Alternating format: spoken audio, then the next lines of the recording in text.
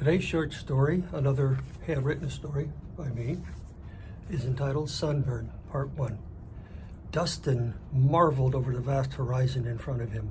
The trip to Mercury took several months, and even though they were over 30 million miles from the sun, it loomed large over the planet. They were orbiting Mercury, and for the first time, were actually seeing it up close. It looked very much like the moon orbiting the Earth. The sunrise to sunset lasted around 176 Earth days, but orbiting such a small planet took only 6 hours. Long-range scans showed valuable mineral deposits.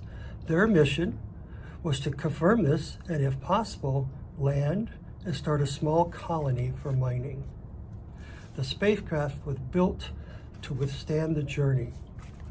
Upon arrival, the back half would separate and land on the planet.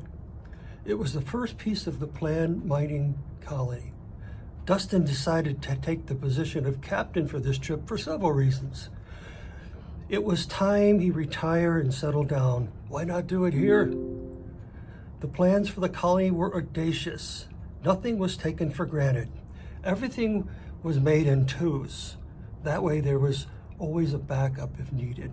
Over time, it was going to grow and eventually become an important space gateway where spaceships could use the sun's gravity to reach the speeds necessary to travel at the speed of light.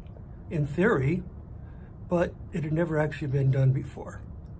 He was the first one woken from the cryo chambers. The other 3,000 people were still in stasis. He was busy getting the ship ready for scanning for a suitable location on the surface, and then after sending a probe to the surface, if all the specifications were met, then he would wake the passengers from their sleep. But he had other plans. He knew that when they had the first human set foot on Mars, he claimed the planet in his name. A court battle ensued for years, but in the end, he won. All of the mineral rights belonged to him, and his family became the richest in the universe.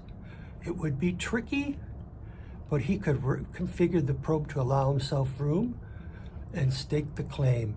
If everything went according to plan, he would be back on board before the others were woken and send a signal to Earth proving he was the first person to set foot on Mercury.